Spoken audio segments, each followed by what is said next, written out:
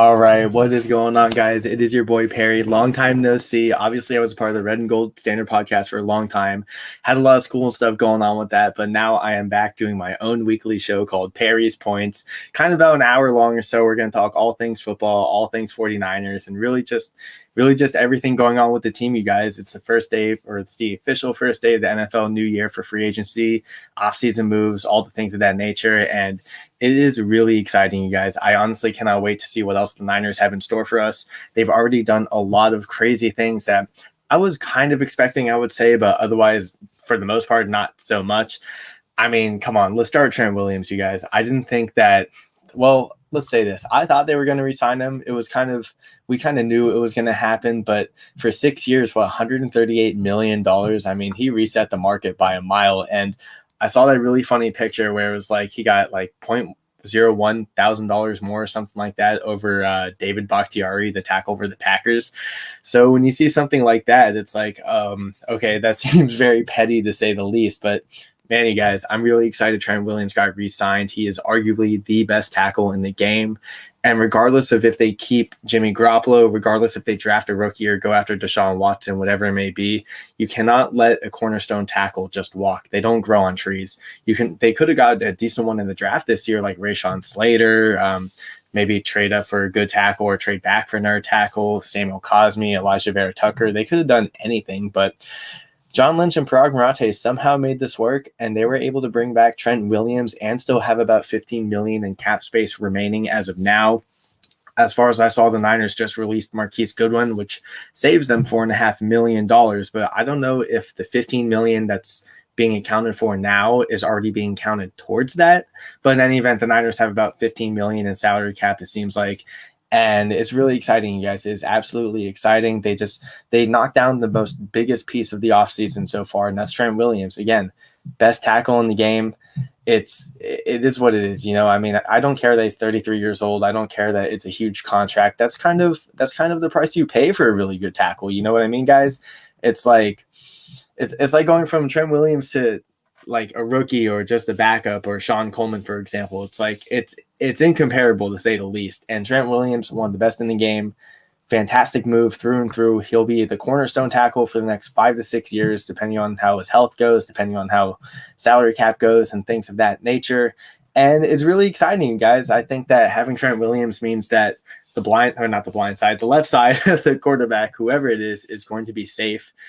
Tackles don't tend to really drop off dramatically. I think tackles they slowly decline over the years, but again, it's not a position I would say that's too physically demanding compared to wide receiver, compared to defensive line, for example. It's debatable, but in any event, Trent Williams has been the best tackle for a really long time. His play has not dropped off at all. I mean, he came back after, a terrible situation in Washington, and he comes in missing an entire season, comes in and he's playing like he hasn't missed a beat. And I think that's kind of what went into how the Niners re-signed Trent Williams. And it was just the right choice, you guys. It was the right choice, money or not. Obviously, you look at where the Niners stood salary cap-wise before the re-signing. Trent Williams, before the re-signing, the Niners had about $30 million, I want to say, $28 to $30 million. So they had a lot of space to work with to begin with. And that was before restructuring some other contracts. So they had the space to do it, and they got it done. I've seen a lot of arguments talking about how the salary cap is a myth. The salary cap isn't real, things of that nature. It's like, how do the Cowboys re-sign all these guys? Look at the Saints. The Saints are by miles and millions of dollars over the salary cap, and yet they're restructuring guys, they're cutting guys, and they're going to make it work. And I'm not a truther. I'm not going to sit here and say the salary cap is a myth because, let's face it, we've seen teams struggle with salary cap situations in the past. I mean, it happens in the real world in the NFL, and it happens in Madden also, to all the Madden guys out there and gals. But in any event, yeah, I really can't stress the excitement, you guys. Trent Williams is back. He's going to keep us safe. And that was the big cornerstone piece and the really big move that the Niners need to make, and they made it. And now I would say the next thing they got to do, I'm going to bring up Jenna's comment here, draft a quarterback in the first round. I don't know. So here's the thing. I think that it is quarterback or bust. I don't think Garoppolo is going to come back. It's just Colin Cowherd put up a video, I think it was today or yesterday, you guys, and he was talking about how how that all the moves the Niners are making, from re-signing Kyle Juszczyk to re-signing Jason Verrett to signing Alex Mack now, that's another big signing, re-signing Trent Williams, and you look down the road, guys they will eventually have to re-sign, like Deebo Samuel, Nick Bosa, Mike McGlinchey possibly, even though I'm hesitant about McGlinchey. But all these different moves the Niners are going to have to pull off and re-sign guys, and it points to rookie quarterback. Rookie quarterbacks for a long time have always made teams very affordable, as we've seen contracts in the past. I mean, just to name a few, Matt Ryan, Aaron Rodgers, obviously Patrick Mahomes.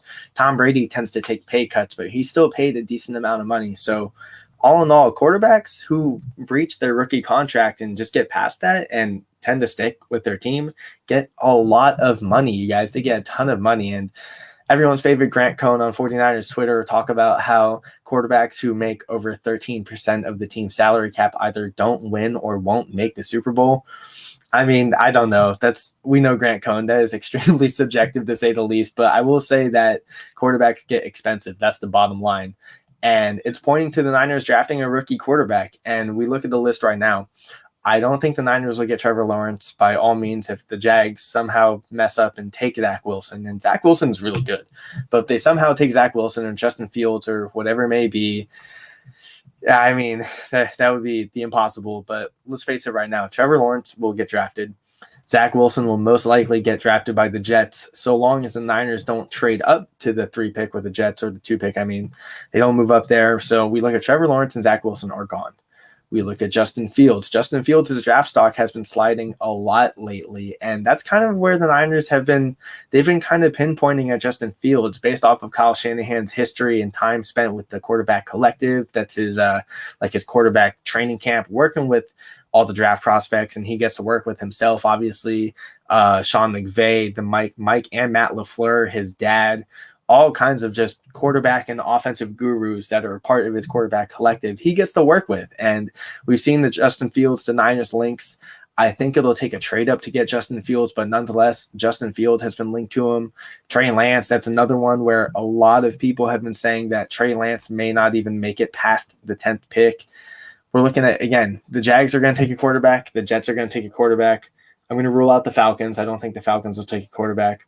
The Panthers are going to take a quarterback. The Broncos, who are ahead of the 49ers, have been heavily rumored to take a quarterback. And we've seen all the Deshaun Watson things going on. We've just really seen all these quarterback rumors flying. And the bottom line is that the top 5 quarterbacks in this draft, and I'm talking, again, Wilson, Lawrence, Fields, Lance, and who I guess Mac Jones. You can argue Mac Jones as well. All those guys may not make it past the 10th pick. And the bottom line here is that the Niners are probably going to have to trade up into the top 10 to get a quarterback. And we all know, guys, the more expensive or the higher up they want to move from 3, 4, 5 down, the more expensive it's going to get. And it's going to happen. I feel like the Niners are going to get a quarterback. It's just, again, you look at the moves that's going on with the team, you guys. Jimmy Garoppolo, that contract is too much to hold on to. $24 million. I know the Niners have about 10 to 15 million in salary cap space at the moment, but they still have all kinds of things to work on and rebuild and re-sign, and guys to just sign in general. Even though they re-signed Trent Williams and Alex Mack, I still think they'll go after offensive line depth and free agency. I think they'll look for a backup guard possibly. Daniel Brunskill is projected starter at right guard, but that's another thing that I think is pretty subjective. That position, that right guard spot, is up for grabs. That's the bottom line. It's going to be Daniel Brunskill, Colton McKivitz, maybe a free agent guard that they sign, maybe a guard that they draft in the mid rounds, because I don't think they'll take one in the first. There's a lot of things they could do, a lot of things that, like, a lot of different paths they can go down just to take a right guard alone. And we see Kyle Shanahan, what's going on with him. He got Trent Williams, he got Alex Mack, Laken Tomlinson is returning, another guy who should get extended, by the way. Mike McGlinchey, I think they have to pick up his option by April 3rd or May 3rd. I forget what the date is, but his option, and that's his 5th-year option, is about $10.5 to $10.6 million. So it's a decent amount, to say the least. But all in all, Mike McGlinchey will be back. He's not everyone's favorite, but he's a decent tackle, to say the least. Bad pass blocker, good run blocker. And again, that just leaves right guard. I like Daniel Brunskill a lot. I like the fact that he can play all over the offensive line, whether it's left tackle, left guard. He took some snaps at center. He obviously is a starter at right guard, and I think he may have even played some right tackle if Mike misses some time as well. So Brunskill is solid. I wouldn't peg him as the day one starter once like week one comes around, because again, I'm not gonna sit here and say that I think Brunskill's the guy. I think he's really good. I think he's capable, but right guard is a position that the Niners could upgrade. And if we're looking at the draft right now, we're talking about a very, very good offensive line class. I've been hearing things about Rashawn Slater can play inside if need be. He might be a right guard if the Niners decide not to go quarterback for some reason. Elijah Vera Tucker, another solid option they could take at guard who can slide into either tackle or guard. So a lot of flexibility there. Liam Eichenberg, Samuel Cosme, all kinds of offensive line prospects this year that the Niners could go after in the mid to first rounds or later on in the draft. There's anything they can do. It's a toss-up, but I think the Niners, if they don't go quarterback, they will get offensive line. But in any event, looking at some of the comments here, gotta pay the rookies too. Yeah, that's a big thing as well. I've seen that the Niners' projected salary cap like pool for rookies is about $9 to $10 million. So if you factor that into the remaining salary cap at the moment, again, 10 to 15 million, the Niners really don't have much to work with, you guys. And it all goes back to the quarterback. It really does. We all know that quarterbacks who get drafted in the first round, especially within the top 15, get paid a lot of money. And usually it's a really big signing bonus. We're talking like, I think 25 to 30 million is the range for first round quarterbacks within the top 15. The salary cap, like the actual salary cap hit though, is very little. Usually it's about, I think, like 4 or 5 million, something of that nature. So it's not too big. So the Niners will have a lot of work to do in the draft. They just lost a 7th round draft pick because Marquise Goodwin reverted back to the 49ers because of whatever clause they had in the trade with the Eagles. So Goodwin's back, but he got cut, so he's gone. So the Niners currently have 9 draft picks at the moment, and it's not going to get too expensive, to say the least, regardless if they take a quarterback. But they need a quarterback, you guys. They absolutely need a quarterback. And I don't want this whole show to be about trashing Jimmy Garoppolo, and I don't want to make too much of a big deal about it now. But I will say that Jimmy Garoppolo's questionable injury history, I wouldn't say he's necessarily injury prone, but he has a tendency to miss a lot of games with a major injury, or just to be susceptible to an injury alone at the quarterback position is not ideal, to say the least. And we know what Garoppolo can do, you guys. We absolutely know what he can do. I think he's a more than capable starter. He can run Kyle Shanahan's offense, and he can do it well. Is he scrutinized? Yeah, absolutely. Is there some throws that just make you question everything? Yeah, absolutely. But bottom line, Garoppolo is capable. He can get it done. But it's just debatable whether or not we want Garoppolo to be in the future plans for the next 2 years, because he has an opt-out, or they have his player opt-out or team opt-out or whatever it is, where the team can save $24 million. And with the depreciated market going on, I mean, again, the Niners have a little salary cap. It feels inevitable. It definitely feels like the 49ers are going to just they got to let go of Garoppolo. The ride was fun. It was great. But they got to save money. They got to get younger. They got to get healthier. And a couple of people have been talking about it too. And I really just thought about this for a minute. It's like they re-signed Alex Mack, or they signed him, excuse me. He's only missed, I think, 2 games in his entire career or something like that. He hasn't missed that many games, at least in the past 4 or 5 seasons. And then they also signed Samson Ebukam, the former kind of pass rusher linebacker for the Rams. He has never missed a game. And if anything goes to show, it's that I think the Niners are going to look at trying to get guys who are just been healthy their entire careers. If they're going to sign guys in free agency, again, I definitely think they're going to go after guys that just haven't missed much time. And that's just kind of been the thing the Niners have dealt with. And I guess I could say the one like critical thing I have about John Lynch and Kyle Shanahan, and at the time Robert Saleh, I would say if he had to say in defensive guys, is that they have gone after players who are injury prone, absolutely injury prone. And I mean, Dee Ford had a lot of nagging injuries throughout his time in Kansas City, back injury, hip injury. I think he had a leg issue as well. He had that knee procedure that he got cleaned up with the 49ers. Dee Ford, that's injury prone. That I would argue is an injury prone player compared to Jimmy Garoppolo. Weston Rickberg missed a handful of games at New York too when he was in New York as well. He also missed some time. Jimmy Garoppolo, I know I'm saying he's not injury prone, but he will get the injury bug every now and then, and we've seen that. We saw that in his time in New England.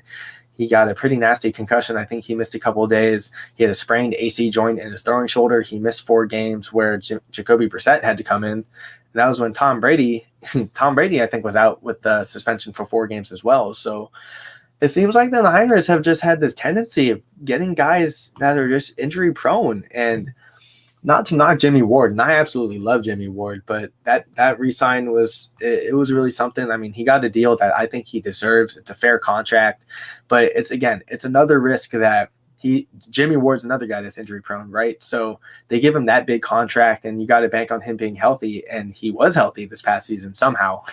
By all means, all the guys that get hurt, but Jimmy Ward plays the majority of the games, and that's surprising to say the least. But let's get into some of the comments here. Broncos always take a quarterback. I feel like, yeah, I think the GM George Patton, the guy from the Minnesota Vikings, had said that they had their word that Drew Lock was going to be the guy moving forward, but I never take any teams' word about saying he's our guy. John Lynch has said that himself in the past. He said it with Jimmy Garoppolo, even out of range guys like DeForest Buckner. He's our guy. We want him back. And teams do it all the time. Teams absolutely do it all the time. And right now, the Broncos, who are in need of a quarterback, arguably, because I like Drew Lock. I think he's okay. But they're in prime position to trade up for a quarterback and it not cost too much. So that's definitely a team that the Niners should look out for in regards to someone taking a quarterback. That's going to be pretty big. But the Niners got to get the quarterback. They have to. That's the bottom line. And if they don't, I'm not going to be mad. I will be very happy that Garoppolo is back because, again, this is someone who can operate the offense efficiently and effectively when he's clicking on all cylinders. It's just a matter of, is he going to stay healthy?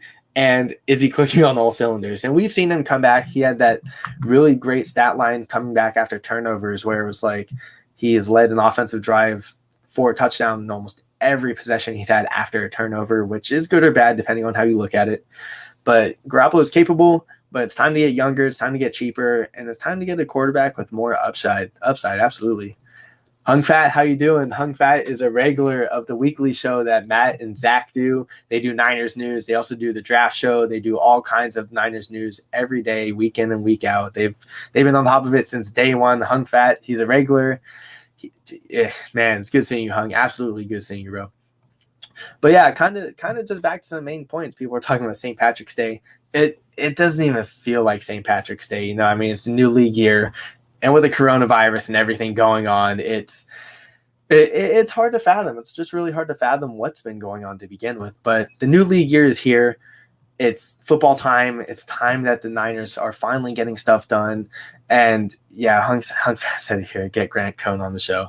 I will definitely be having guests on as much as I can. Again, this is a once a week show every Wednesday from 1:30 p.m. Pacific time to about 2:30 or so, depending on if I'm thirsty or if I'm hungry or whatever's going on. But the bottom line is that I will be doing this every Wednesday from that time on for about an hour or so, talking all things Niners.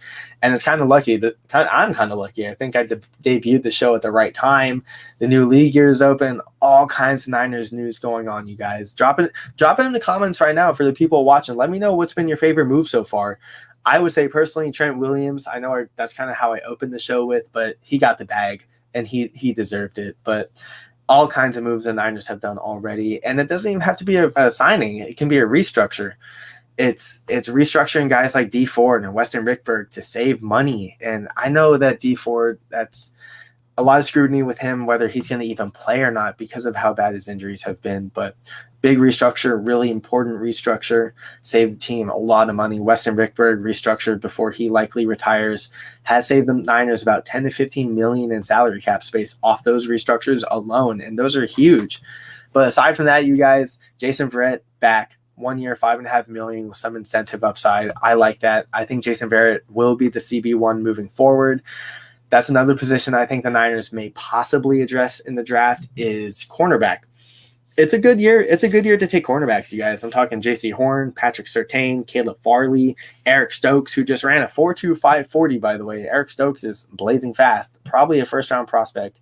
If he's not a corner, he'll play free safety. He has a lot of range, a lot of instincts. It's a solid secondary class this year, and I think the Niners are going to do some kind of they're going to do something this year. I mean, it's just you feel it building, you guys. You absolutely feel like it's building.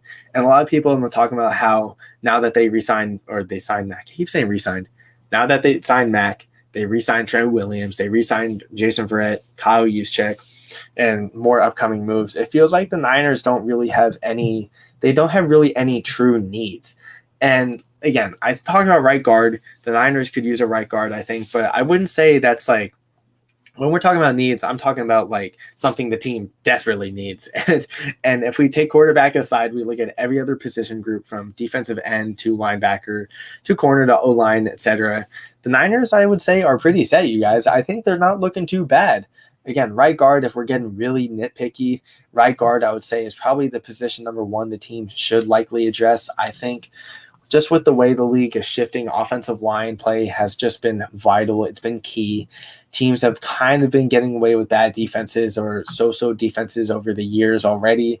And just to reference it off the top of my head, Seattle, for example, I mean, Seattle had that atrocious defense to start the season, and they got better as the season progressed. But their defense was still pretty bad, and Russell Wilson did all the work for that team, and he still carried them. The importance of having good quarterback play.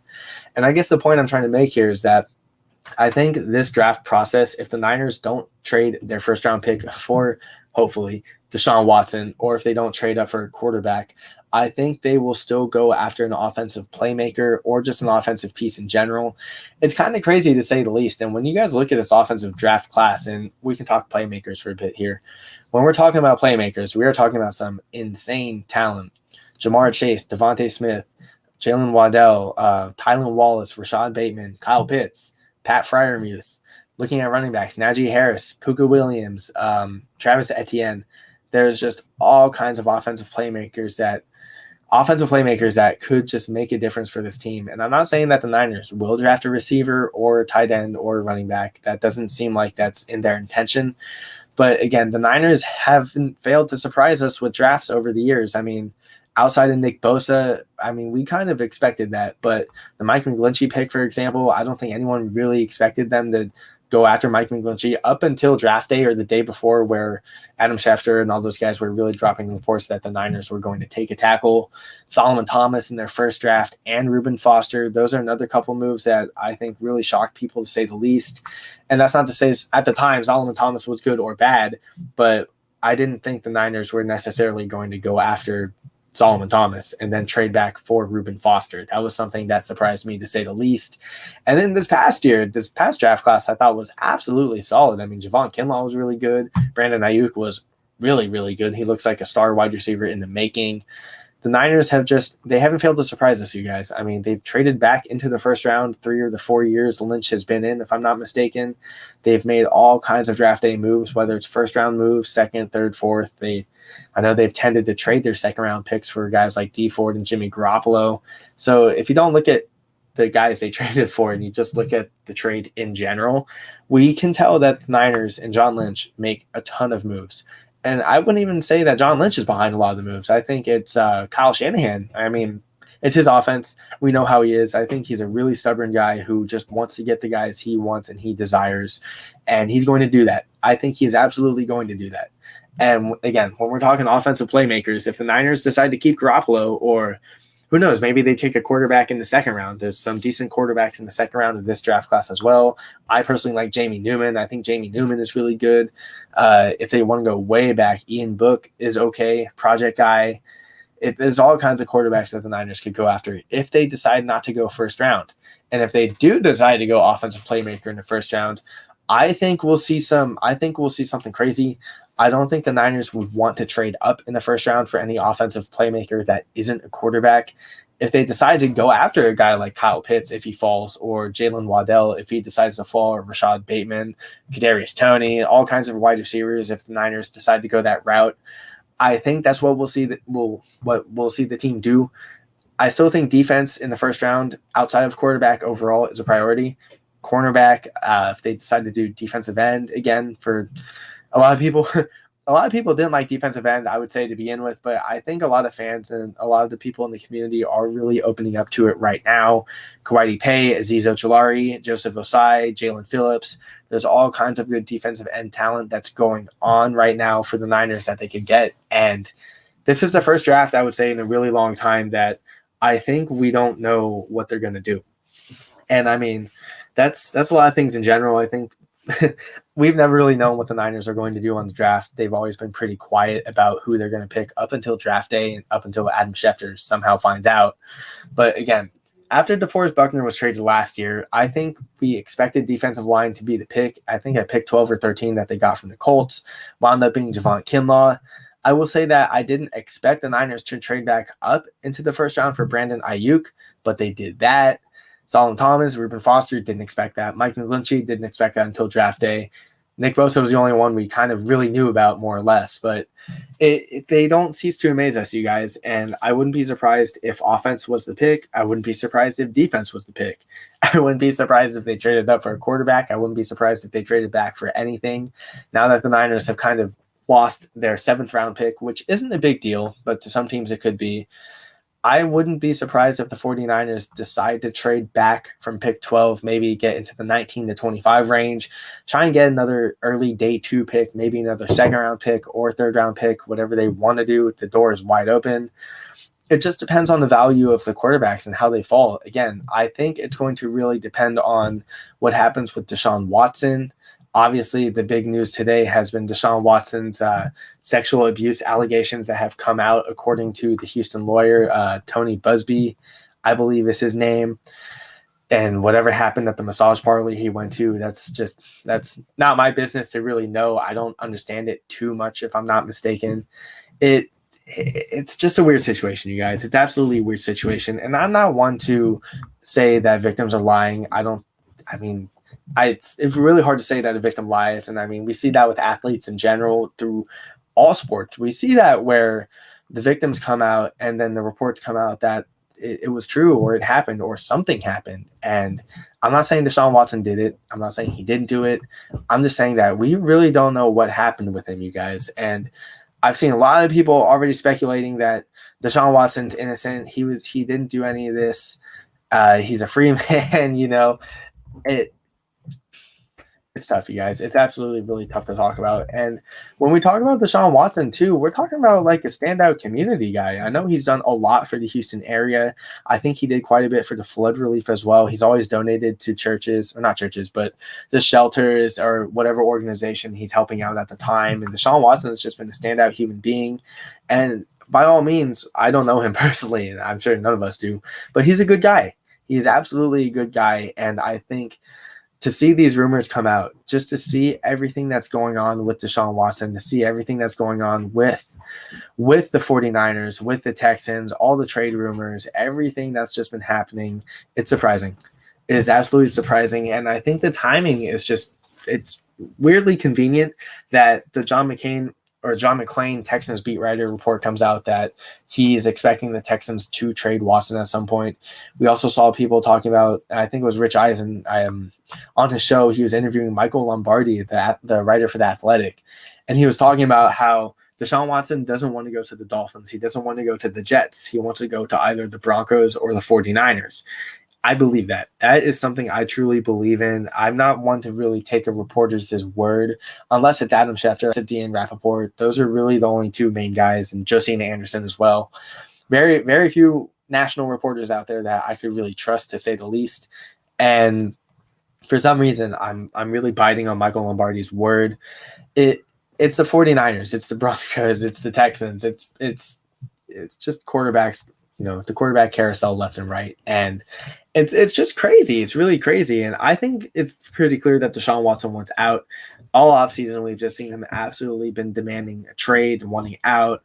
He's tired of Cal McNair. He's tired of the McNairs. He's tired of not the GM. I think he was okay with the new GM, David Culley, I think his name is. But I can't think of the guy's name, but the guy who was that former pastor guy for the Patriots who I think a lot of players had problems with because he was too busy trying to bring religious beliefs and all that kind of stuff into the football locker room and into just the facility when the guys just wanted to focus on football. And I'm all for bringing your religious beliefs in. I think that's what it is. It's if you believe in religion, that's fine. But it sounds like this guy, I can't think of his name. I'll find it later.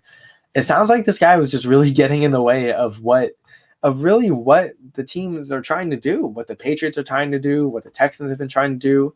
And now it sounds like this dude is kind of like the part owner, GM. Like he has a word in how the Texans run their operation.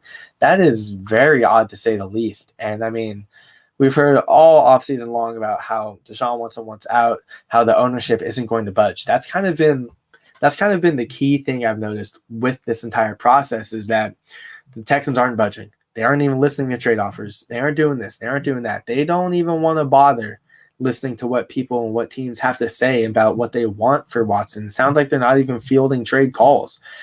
They don't want him to leave. I think they aren't going to budge. They're going to try to do as much as they possibly can to keep Deshaun Watson as a Texan, but it doesn't feel like it's going to happen. It feels like that process where the team should just rip off the Band-Aid, just get it over with, just end it. It's absolutely making the Texans organization look terrible. Now with the whole Deshaun Watson and the masseuse or the massage parlor thing, it's all bad. It's all bad all the way around. Again, I don't think Deshaun Watson is that kind of person, but I don't know him. Anyone can be unpredictable. Who knows? But it's crazy. It's absolutely crazy to say the least, you guys. But kind of moving on from Deshaun Watson, let's get into some more positive news. I really want to talk about the Jason Verrett signing. Jason Verrett, standout cornerback from last season. I think they absolutely signed him on a really good deal. I'm going to pull up his PFF numbers here real quick. They signed him up on a really good deal. 1 year, $5.5 million with some incentive upside to earn more money if he stays healthy, per game roster bonuses, things of that nature. He deserves it. I think he's had a really tough career just because of the injuries, just because of everything that's gone on with him. It hasn't been an easy process. And I mean, you're talking about an Achilles tear. I think he had an ACL tear as well. Jason Verrett has just struggled. It's been an absolute struggle for the guy, and he's back. I think he's back. It's a great signing. The team absolutely needed to address cornerback. That was one of their pressing needs before the re-sign was Jason Verrett, and they got him back. They got the job done, and they needed to get him.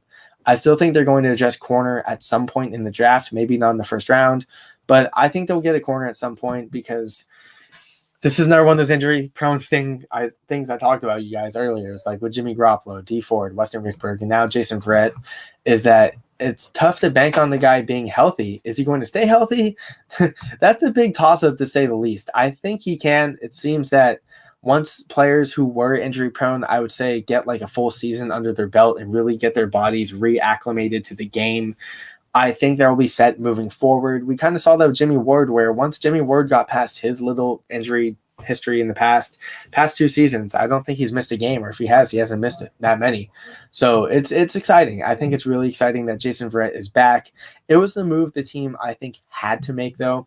And I don't think they were going to do it if they were going to pay Jason Verrett over $10 million or give him a really high guarantee. They gave him a very fair deal, I think. Again, Parag Mate is really big on just giving guys a lot of incentive-laden contracts, incentive-laden bonuses, things of that nature, letting guys really earn their money. And we saw that with Richard Sherman, where he negotiated his own contract. He gave himself a lot of different styled bonuses that kind of raised up his base salary and raised up his guaranteed money if he met those goals. And I think we're talking playing time, pass breakups, interceptions, Pro Bowl, anything like that, anything that they could really negotiate into the contract, he got it done. And I think Jason Verrett's agency thought the same thing. I think Parag Mate thought the same thing as well. And he was able to get it done. And again, it was a fantastic move. Looking at Jason Verrett's PFF numbers here, a 77 overall grade, 76 in coverage, solid. That's a green dot according to PFF. I really like it. Good numbers.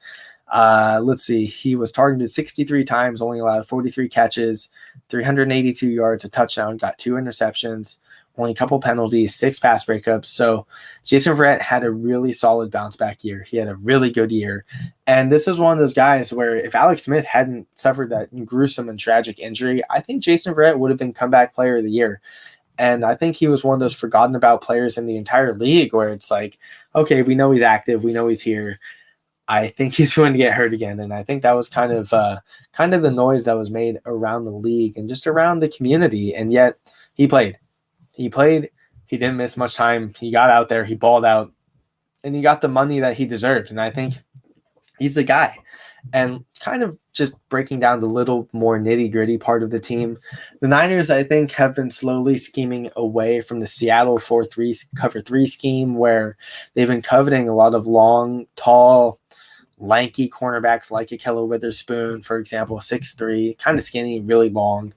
Richard Sherman, another big guy, really long as well. And I think the Sherman signing was more than just a scheme fit. I think it was just who he is. But we're seeing this scheme shift happen amongst the 49ers defense. And now that DeMeco Ryans is in, I'm sure he'll still take over that Robert Saleh Seattle-style defense where the 4-3 cover 3 will be in place. But again, getting kind of picky about it, I think the Niners are shifting more to a man-heavy type style. Jason Verrett, solid in zone. He's a solid cornerback, but when it comes to just him being sticky, him being aggressive in man coverage, that's who Jason Verrett is. That's who Jason Verrett was when he was healthy and back in San Diego. And that's who he showed he could be once again when he's healthy. We look at Emmanuel Moseley. He's okay in zone. We'll give up some yards in front of him. But when he's in man coverage, if it's not Tyreek Hill or Sammy Watkins, Emmanuel Moseley's a solid guy. I think he's the nickel corner. I think he has potential to be the second cornerback, CB2. But if not, he can play the nickel. He can play the slot. He can kind of move around in the secondary as well. Emmanuel Moseley has that kind of flexibility. And that's where I think that Moseley is good, but he's not like solid at one thing. He can do a little bit of everything. And this is where I think the Niners could come back in to take a cornerback in the draft, first round, second or third, whatever it may be. I think the Niners will make some noise at cornerback once again. Looking at the NFL free agents, I don't think the Niners will go after any more. I don't know if they'll go after a veteran guy, for example. AJ Bouye is a guy who I like a lot. I know the 49 GM guys and a lot of people seem to like him in general. He's a solid corner. He would miss a couple of games due to I think it was a PED suspension he suffered last season. But in any event, AJ Bouye is a guy to look after. Malcolm Butler, I think the Titans just released. He's a free agent as well. Adoree Jackson. Adoree Jackson is another big name the Titans surprisingly released. And I would say I did not expect that, to say the least. Adoree Jackson is a guy who suffered quite a few injuries throughout his time in Tennessee, but when he was playing, I always thought he was a solid cornerback. Adoree is another guy that the team could go after. Let's see, I got the list right here. William Jackson just got signed. Janoris Jenkins just got cut. Let's see, Patrick Peterson is a free agent. Casey Hayward is also a free agent. Desmond Trufant. You guys, there are all kinds of cornerbacks the Niners could just go after. They could absolutely go after. And I think they could go after another veteran guy. K'Waun Williams is on the table, former 49er, one of the best slot corners in the league, I think. I feel like the Niners could go after him as well. But again, the team is starting to really kind of shift into a new direction with the man-style zone or man-style coverage scheme. I think K'Waun is good in man and zone. I know in the slot it's a lot of man, but I think K'Waun should rightfully come back. If not, there's a cornerback I really like in the draft out of Washington. His name is Elijah Molden. Someone you guys should get to know. I think he'll be a very early day 2 pick. If not, someone will reach and take him in the back end of round 1. And that's okay. He projects to be a slot corner. I think his pro projection is K'Waun Williams as well. So that's someone that's on the table, but back to K'Waun. It would be really nice if K'Waun comes back, but I think K'Waun is going to want a decent amount of money. I think he knows, and a lot of the league knows, that he's one of the best slot corners in the game. And there's still a lot of slot corners available to begin with in free agency that teams could go after. Another good one is Brian Poole. Brian Poole is absolutely solid in the slot. Mike Hilton, the former cornerback for the Steelers, he is another really solid cornerback in the slot. So the Niners have all kinds of directions they can go in. Slot corner is another one of those needs where I think it's not like a need. It's not something they need to go out and put all their chips on the table forward to get their guy. But I will say that's a position I think the team will be looking to address. And that's just the offseason overall. I think the Niners are really filling out the most important needs. Offensive line, the cornerstone tackle, the solid center, addressed. Will they get another veteran wide receiver? We know Emmanuel Sanders is gone. He just re-signed with the Bills. I think the Niners will get a wide receiver that's a veteran. The Raiders just signed John Brown to a really cheap $3 to $4 million year deal, I think for 1 year. And that's kind of a big story as well. There's so much to talk about, you guys. It's really exciting. I'm glad all you guys are here. Let me know in the comments what you guys got going on. Let me know who you think the Niners are going to go after and re-sign, who they're going to draft. Drop it in the comments. I want to hear you guys talk. It's, it's interactive. I want to be with you guys as well. But going back to wide receivers, we've seen a lot of decent signings go down. Corey Davis, Nelson Aguilar, former 49er Kendrick Bourne just got re-signed by the Patriots. All kinds of wide receivers that the Niners could go after. Looking at the veterans, looking at who the Niners can potentially get. T.Y. Hilton, Golden Tate, Deshaun Jackson, Rashad Perriman. Look at these names. Will Fuller would be expensive, but that would be a nice re-sign. Antonio Brown's a free agent. I don't think he was re-signed. Curtis Samuel. Curtis Samuel is the most intriguing guy I think the Niners could go after in offense. Basically a much faster Deebo Samuel. He is quick, speedy, has a pretty solid route tree that he could run, and he feels like the scheme fit that Kyle Shanahan has been wanting since he drafted Deebo Samuel. And I really think that if the Niners want to get a veteran guy, or if they want to get someone who can really make some noise, Curtis Samuel's the guy. Tim, I would rather get DJ Jones back before anyone else. That's, again, God, that's another one of those guys, Tim, where it's like, I want DJ Jones back as well. I think when he's healthy, he is one of the better interior defensive linemen. Brian Baldinger seems to break down his videos all the time whenever he gets to play. A lot of people in the 49ers community do, is that DJ Jones is incredibly disruptive on the inside. He can make some noise. He's a solid pass rusher, really good against the run. Knows how to defeat double teams, knows how to win one-on-one.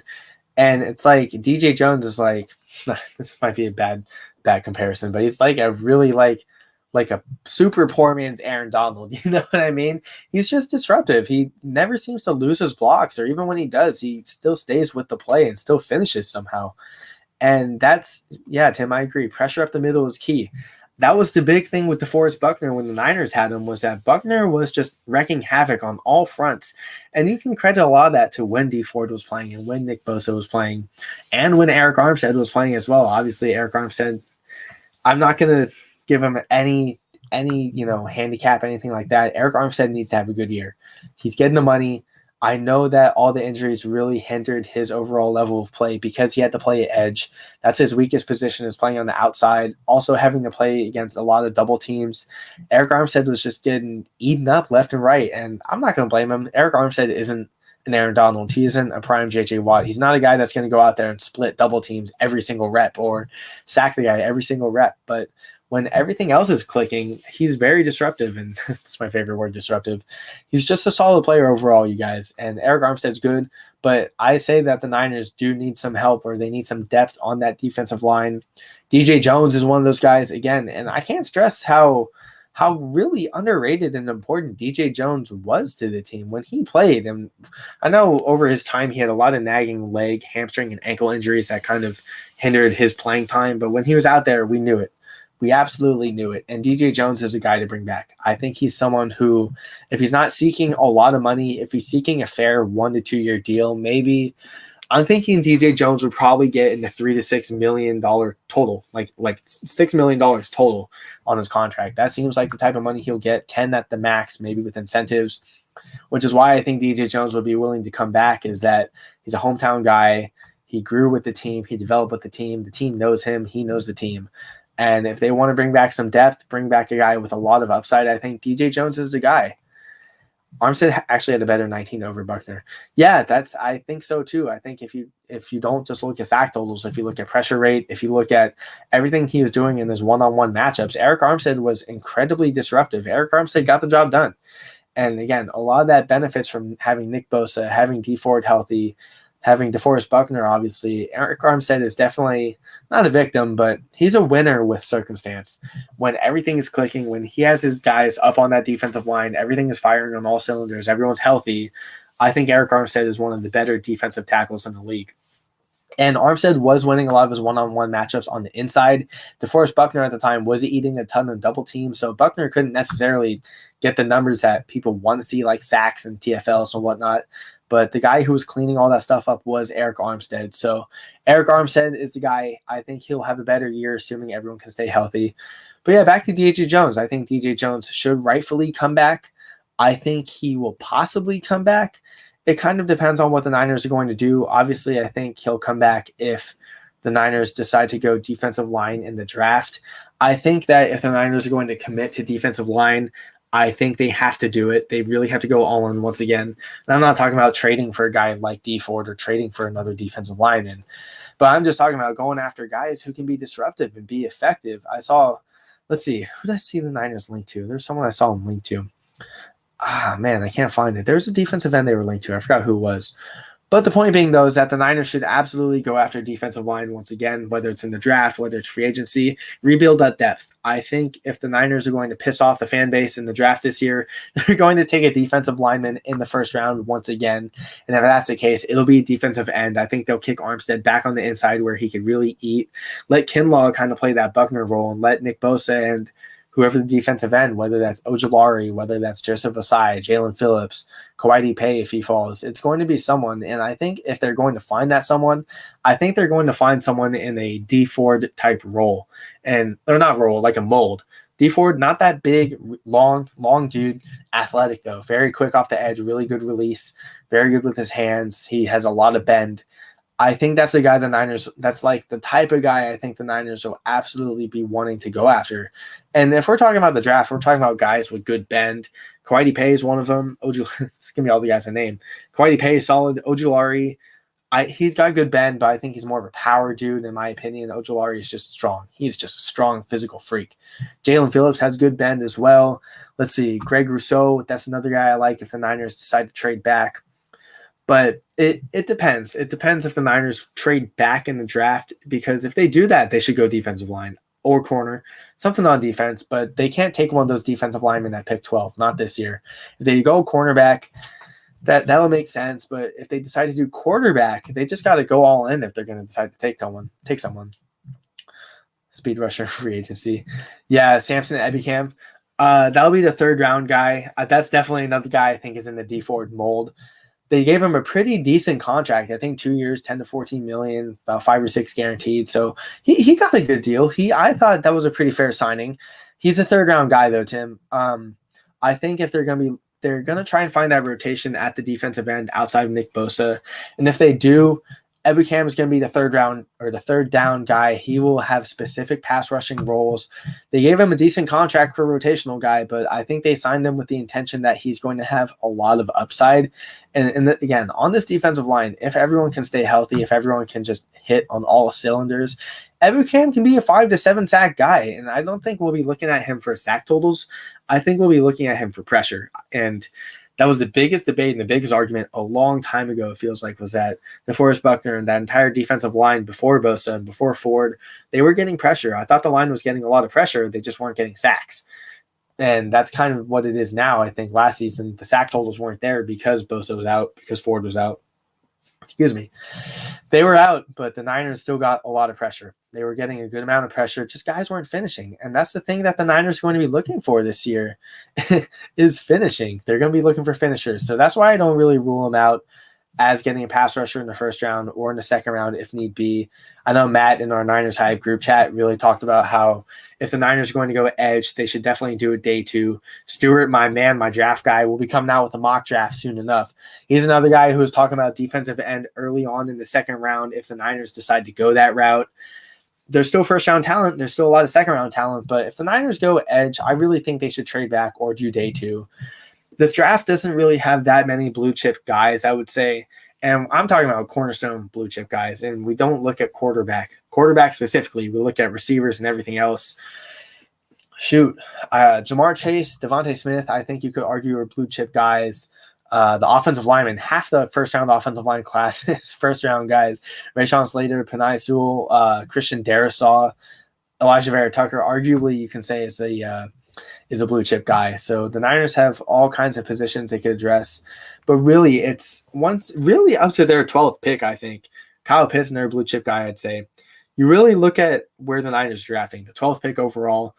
That's when the drop off, I think, really starts to happen. Like the significant drop off, not in talent, but just in overall quality. I think the first round this year has a lot of great talent, but a lot of these guys are so raw. They're absolutely raw and they need a lot of refining and development skills. The wide receivers, the defensive linemen, the back half of the offensive linemen, the corners, everything. A lot of good talent, but a lot of guys that will need some developing. So again, I don't think the Niners are going to pick at 12. I for sure think they're going to either trade up or trade back. And whatever they do, they're going to make some noise. I said that way earlier. They're absolutely going to make some noise. Odds the Niners get Watson. Man, I don't know, Tim. It's the odds are pretty crazy right now, and I'm gonna look it up with Twitter here real quick. Deshaun Watson, those odds are.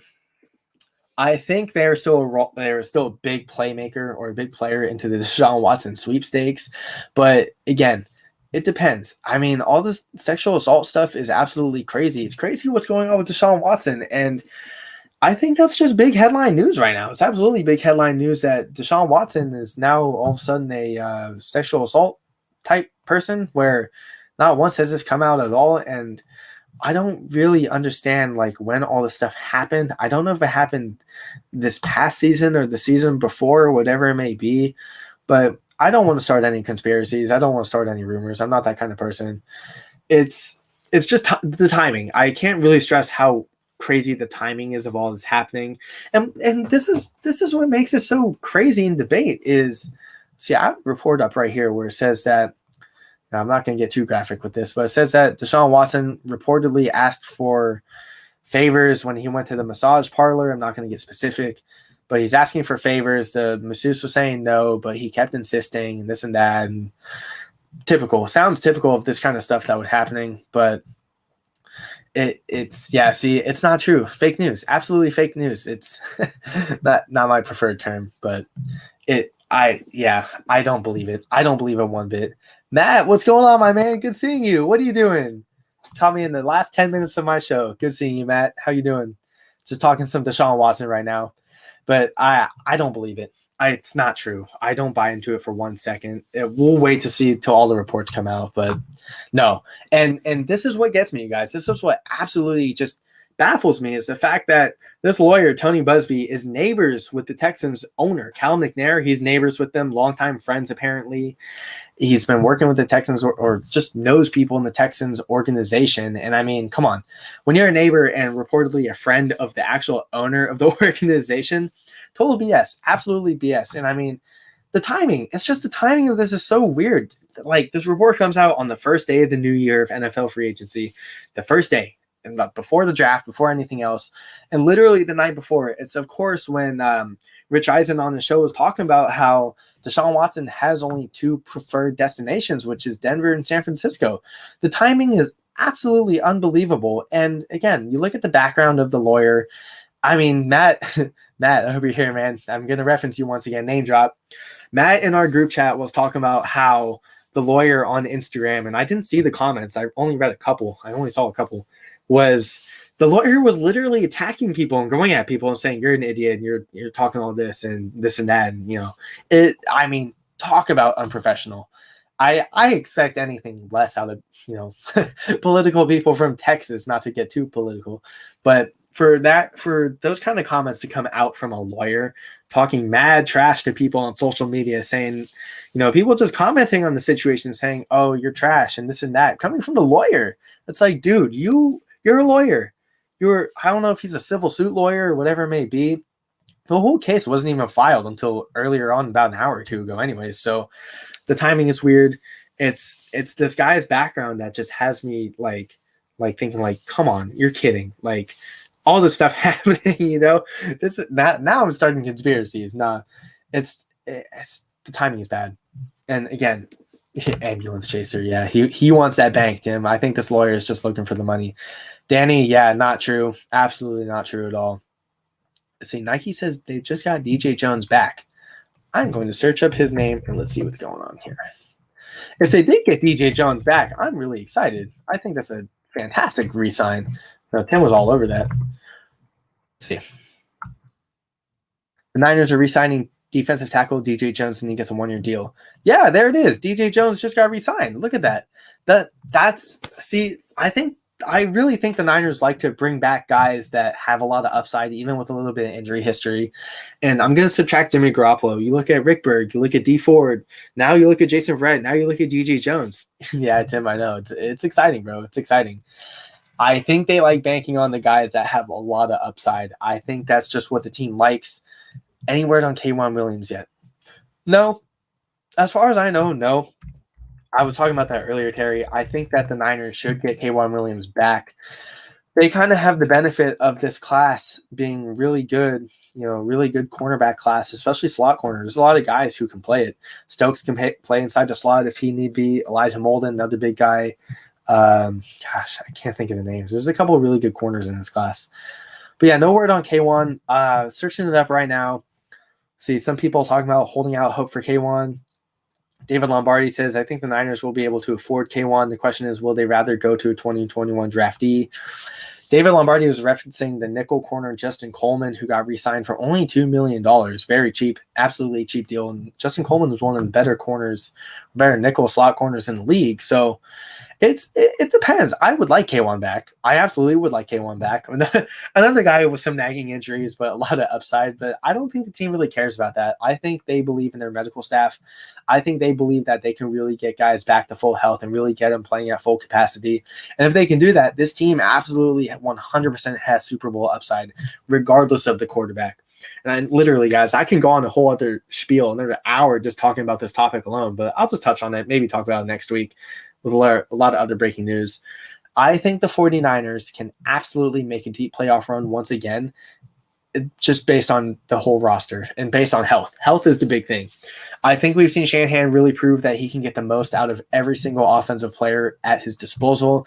We saw that with Jordan Reed. Jordan Reed's another guy I'd like back. I think he's a very solid tight end too, if they can afford him. But he made it work with Jordan Reed. He made it work with Ross Dwelley.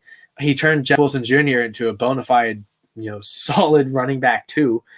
Tevin Coleman was kind of a whiff. Yeah, Danny, thanks. Tevin Coleman was a whiff, I would say, but he had that one good Panthers game, but health, other things just didn't work out. But I think he can make anything work. The defense, same thing. I think DeMeco Ryans is going to step into a role where he's got the defense. He has the majority of the pieces. He's got Verrett back. He's got Emmanuel Mosley back. Ward is back. They still need to get a safety. That's another big thing they need to do, safety as well. Jaquiski Tart, I think, should come back. But in any event, he still has the defensive pieces. Warner's there. Al Shire is there. I think Shire is solid. Dre Greenlaw, better linebackers in the league. Look at the defensive line. DJ Jones is back. Great signing. Hopefully it's a cheap one-year deal. About what I expected, about what Tim and I finally expected. Yeah, teach McGlinchey to block. The whole entire team has pieces, you guys. The entire team has all the pieces needed to succeed, to get back into the playoffs. It's just a matter of, can they stay healthy, and can Kyle Shanahan get the most out of his quarterback? Is it going to be Garoppolo? Is it going to be Deshaun Watson? Is it going to be Lance or Justin Fields or who knows, Zach Wilson maybe, or Mac Jones, whoever it may be, Jamie Newman? There's all kinds of crazy going on right now, you guys, that the Niners could just do. They have all kinds of direction, and I think it's really exciting. I think it's really exciting that the team is in a position to make a deep Super Bowl run, or not even a Super run. I'm sorry, a playoff run. Dima, how you doing, my man? Nice talking to you. Tim, yeah, McGlinchey, the pass block. They gotta figure that out. They should pick up his option. I think he'll be back for his 5th year. The money he's going to get once they re-sign him, I don't know if they're going to re-sign him after this season. It's a big toss-up. I got to do a little early look at the tackle class.